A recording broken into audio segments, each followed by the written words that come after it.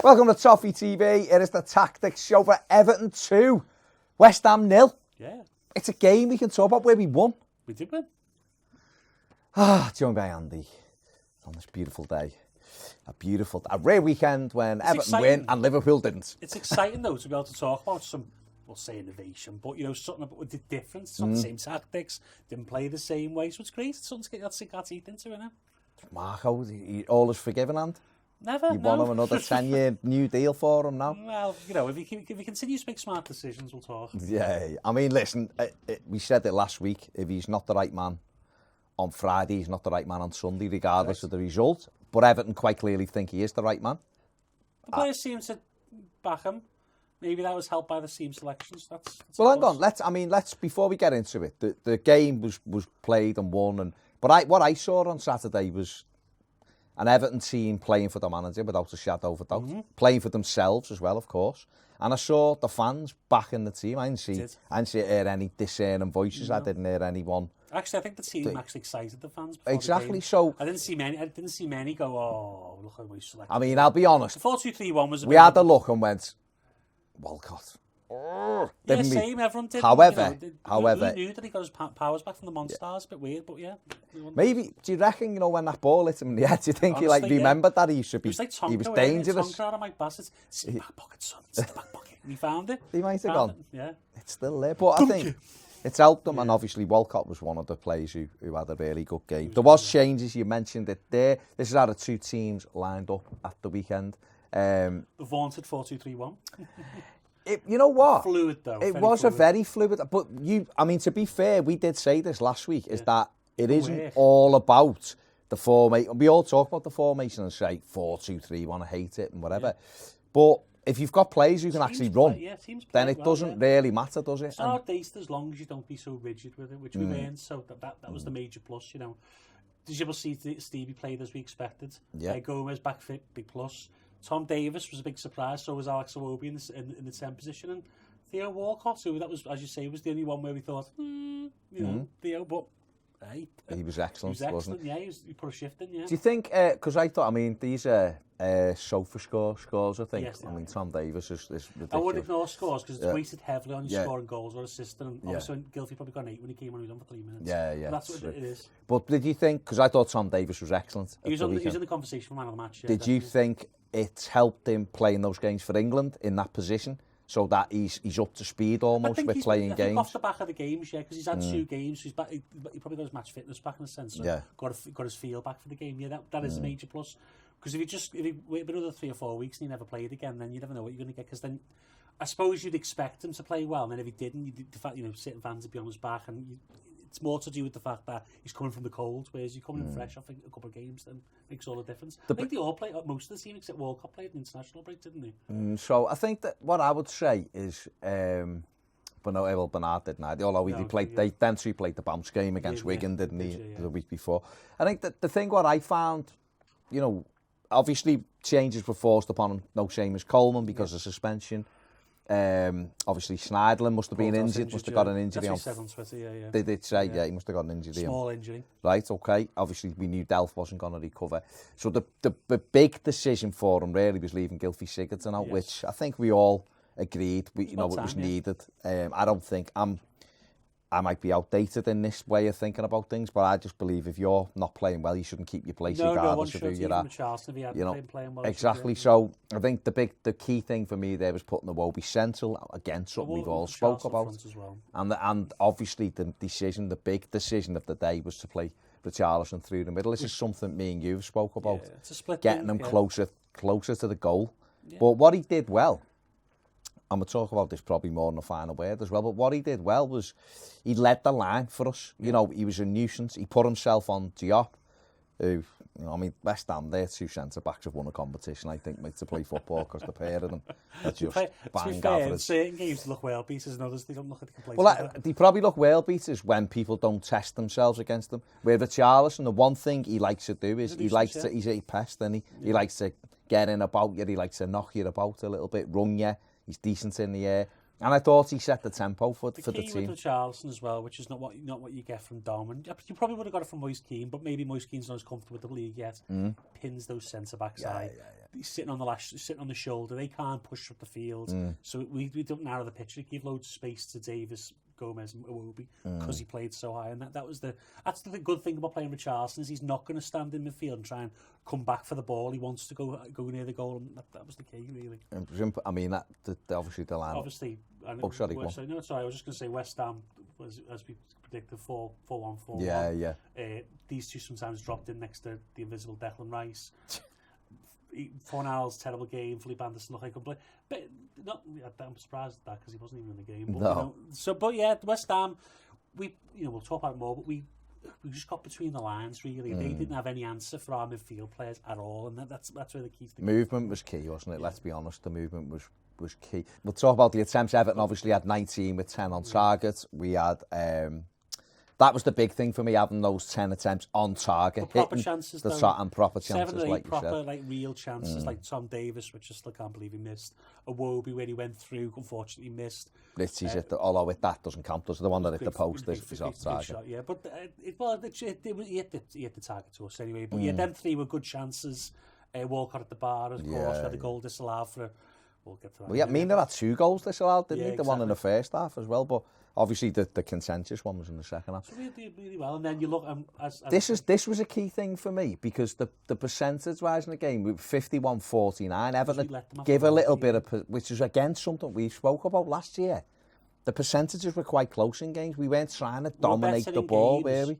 We were allowed to press.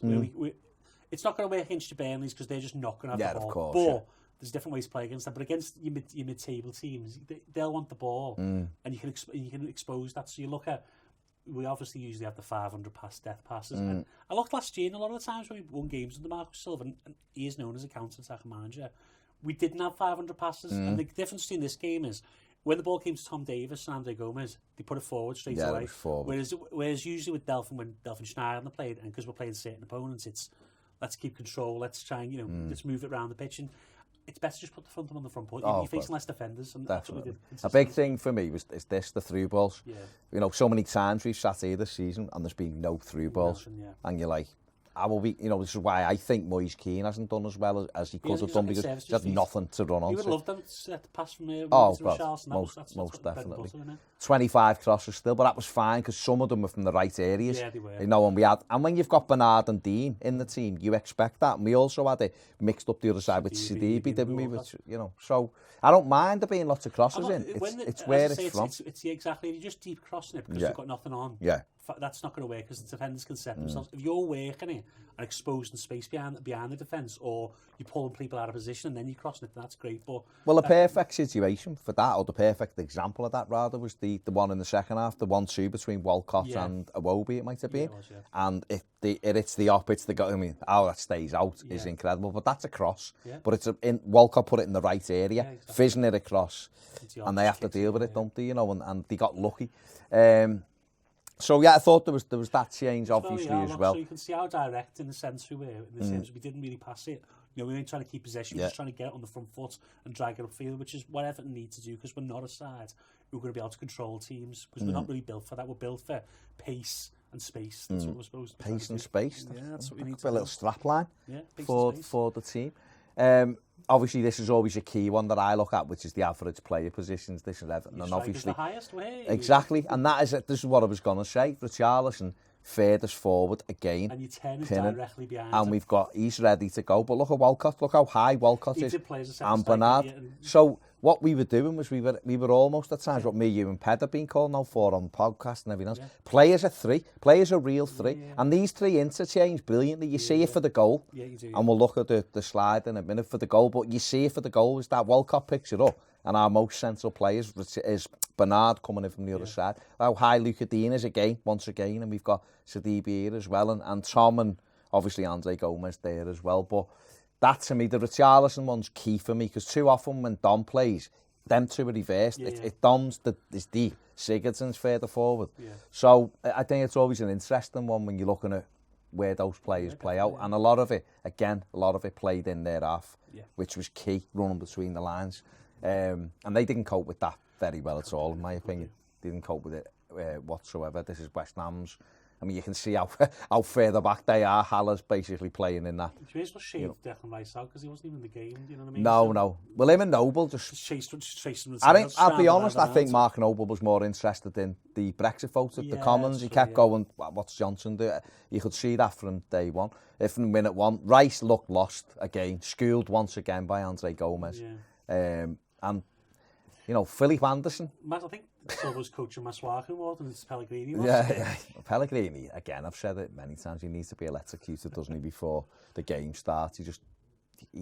I can't imagine he inspires you. You're not going to get much joy if your whole team's average positions the halfway line. Well, that's the thing, isn't it? But but that's testament to Everton, that we pin them back. I looked at West Ham the last couple of weeks, their positions much higher in games. Palace especially, they were concentrated in Palace's half. If you're not allowed to get out to Bournemouth even, who again away from home, because obviously your positions may change home or away.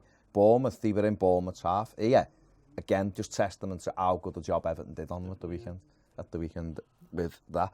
Passing sides, this one again, Luca Dean and Bernard back in, and it's balanced again, obviously. I mean, what did you, just very briefly, what did you make of Sidibe down that right-hand side? Right, so the difference between him and Coleman, of course, is on the ball. I think he's bigger, stronger. He doesn't run as many straight lines. He does underlap, he overlaps. Whereas Seamus Coleman generally overlaps unless he goes to the box. That's when he underlaps. He was good, yeah. I think the only thing I would think about him is he just loves to press so high. Which in this game it's fine because we were doing that. Just needs to be more control. But I thought he was much better on the ball, crossing the ball, passing the ball, much better. I thought he really gives us an outlet, really, because and Walcott and him fit perfectly together in the sense that Walcott tucked in when he ran beyond him. So give him that option. Yeah, and I think that helped Theo. The fact that he was prepared to get on the outside, it enabled Walcott to make that decision. They were giving it back, they were coming inside. And the pass to Iwobi was fantastic from that position. Richarlison ran off the ball as well. Great run by Richarlison. I don't think Seamus plays that ball. I think Seamus runs to the corner where he's looked in. And we've seen that in the Sheffield Wednesday game last time he played. The pass to Calvert-Lewin. I know this was a thing. And if Iwobi puts that in, you're talking about a fantastic team goal, aren't you? Again, West Ham, down the right-hand side again. Pretty much what you'd expect. Which is the wrong side to attack Everton on, so that's where the mistake that was. I mean, they couldn't get Anderson into the game. He swapped over, didn't he, to the right for the last 15 minutes. And Fornals was just too busy moaning. Wasn't he? Just running around moaning, and again, Everton dominating down. You see, although I suppose from their perspective, Coleman had gone, Coleman's not in there, Michael Keane. I would have thought he'd have tried to get down and throw crosses into Haller, who's a big unit. They tried in the first couple of minutes, didn't they? But that should have been their plan. Yeah, because if you've got a big lad up front, I know Yerry Mina looked after him brilliantly, but he didn't even try to get balls in them area. I don't know whether he just couldn't get. I just don't think West Ham can cope with pressure. We'll get to the pressing in a minute, but on the ball pressure, none of their players can deal with any pressure on the ball. They have to have space to, and they just didn't. We didn't give them a moment's notice to breathe. You know what I mean? So I think that's the issue. That's why West Ham couldn't attack, because I'll get into it more in a minute. But the counter pressing by Everton, as soon as they lost the ball, it was just straight away. The trigger was straight away. It was usually led by Gomez or Davis in the field. Gomez was fantastic, wasn't he? As he was down at the London City Stadium, if that's what it's called, isn't it? Down there, he was. I just thought Community Fund Stadium. Yeah. Well, yeah. I mean, I'd probably call it the Brexit Tory Stadium or something. But Gomez was. I just wanted this clip up here. This is for the first goal. Just how many players are breaking here, but Sidibe and Iwobi in that area on the right hand side, trying to get him. But I mean, Sidibe, almost old man's, but it's from here, and it's Bernard's run from this, so that's the starting position. Obviously, Richarlison's offering himself up. Bernard's here, now the next one should be this, so we carry it on. Walcott, again, Iwobi's gone outside here. Look where Sidibe is, making the run. That's the underlap I'm talking about. See, where's Coleman? Just would go straight line down. And then you've got, obviously, Walcott plays the ball, but Bernard, so he's tucked in from this position. Yeah. That's why he's made an arch and run across the pitch. You see, that's the movement. Whereas sometimes Everton, it's just rigid, whereas you just stand on this way on time or wait in the box. He's made that arch and run across the defenders. Which I mean, which they just don't track if you watch it. You know what I mean? That's not the right one, because that's his finish, and that's not the right one either. Okay, forget that. But that's the run, isn't it? That ball is inside. We see it again here with obviously Iwobi, Richarlison getting in behind these two again. Bernard central again. And I think West Ham had the problem with where our movement was. We dragged them so far over. I mean, look how many players we've got here. In the opposition half, yeah. You know, this is the prime example. Look how high Sidibe is there as well. This is the prime example of why West Ham just couldn't. They just couldn't get near us. So Wobie's got 4 or 5 yards to make that ball. Richarlison's already between the two defenders, ready to go. They're just not getting close enough, not blocking off the runners, and this is what we were doing all game because of the off-ball movement. See, that defender there has got to think about Bernard, because otherwise, you know, if the ball goes across him, it's Bernard's. The only other one, you've got Fredericks here, and obviously Luca Dean's coming out, but it's that one. This is called pin and play. So Diop's got to watch Bernard. O'Bonnell's got to watch Richarlison, and then obviously Saka's got a problem because he's got 2 running over the side. And Declan Rice is covering Iwobi, so that's mean you've got one-on-ones in 3 different positions. That's what you need to do more often. That pass from Iwobi is not something Gylfi's been doing. He can do it. But nobody's not been doing it, and that's what I'm saying. That's what Iwobi brings differently, because he's looking for those balls inside all the time. This was the Walcott one, wasn't it? But again, it's the same movement, isn't it? It's the same. Cut inside. Richarlison's pinned him. He's pinned him. We're overloaded. Yeah, exactly. So, and this is what we do. We match number for number, I think. Yeah, we do. Yeah. So that's the difference. We've got men in advanced positions where we had space, where we exploited the space. Whereas usually, this ball would probably went out to Iwobi. Yeah. Would have slowed down. They could have reset. We didn't allow them to do that because we kept the ball on the front foot all the time. Was that the key thing for the weekend, with the fact that we did commit so many plays? It was, and then we threaded the 3 balls. In the Wolves game, you saw Delphin Gomez alternate who got near the box. In this game, same again, Davis or Gomez got high. The full-backs as well, I think in the fact that Tom Davis you see him for the goal, he did sit deep. But that's what we need to do. You need to have 3 behind the ball, and the rest of them need to be obviously spacing themselves out to attack, and that's what we did. That is positional play. You're stretching the team out, because you probably couldn't see it. Luca Dean would have been far on the left as well. Yeah. So as you see him for the goal, Luca Dean was out on the far left, stretching the play, and that was the difference. We had players stretching the team out wide across the pitch, and that makes the difference. Everton need to space teams out. If we keep going wide and passing side to side, teams will be able to set themselves. And we never allowed West Ham to set themselves. Even when they had the ball, it was just pressure on the ball. What I mean, this is your yeah, so what's this, the pass map? This is it's between the lines, or between the posts. Sorry, this tells you. So the most passes were Dean, XG chain, which is the most, basically who's involved in the most build up that leads to chances on goal. Okay. Dean. Most progressive passes. Progressive pass in the DPR generally have more progressive. That was Sidibe. Again, you see that's the difference. His passing through the lines forward. Yeah. Again, that helped. Walcott, so that link up between Sidibe and Walcott was just constant, because if Sidibe's most progressive passer, the man in front of him was the one who's receiving the ball, and that was, of course, Steele Walcott. Most progressive carrying, Iwobi. It's 3. What we've said, haven't we? Yeah, on the first half, he had 4 carries. Gylfi's had 7 all season. That's the difference. And people go, he's not that quick, Iwobi, but he's a unit who moves fast over the ground. He's not slow. I don't know where this is come from. He made a couple of poor decisions when he was carrying the ball and he ran into play, but I'll forgive that if he's carrying us up to 30, 40 yards of the pitch at will. And that's the difference. Well, we've been crying out for that since Ross went. Gomez as well, yeah. Haven't we? With him and Gomez, they allow us to do that. And of course, the most centrally player was. And if you look at the lines, this is the thicker the line, the more often the passes. And you look at Davis, Iwobi, Bernard, Iwobi. Gomez and Iwobi didn't really pass. I think it was 2 or 3 times he passed to him, but it doesn't really matter. Everything went really through Iwobi or through Walcott. They were the 2 players who seemed to be involved in everything. And of course, Luca Dean, who obviously get pushed into the space as well. So it worked perfect. And you know, we overloaded the right this time. But the way we overloaded it was better, because it wasn't people weren't statuesque in positions. They were moving around, swapping positions, trying to get behind the defence. That was the difference. So Everton had 83% of the chances in the game, scored 2 goals. XG, that's over 2 means that you've created a lot of good chances. Okay, good. On average, so what's ours been down around? 160. 1.6 this season, has it? Right. Okay. We've had a lot of chances, but and most of them have come from set plays. I think in this game, most open play. We did have a few chances from set play, of course. Shots 19-8, shots on target. This is interesting. Deep progressions that allow deep completions is a pass completed within 20 yards of goal. It excludes crosses. Against Burnley, 4. So the different. So Burnley give you a lot of the ball, but they don't give you a lot of the ball 20 yards from goal. We created a lot of chances here in the box, with a lot of touches in the box, a lot of touches in and around the box that we completed. That makes a big difference, because you penetrating the lines, really. Yeah, that's of what course, we did. PPDA's passes per defensive action allowed. In West Ham only averaged 5 passes in their own half before we made a tackle or an interception. Okay. We averaged in their half 10 before they got that's the difference. That press really set the tone for the game, because if you look at it, when they get the ball, if we lose the ball, the trigger was set straight away. Andre Gomez rushed in, Tom Davies rushed in.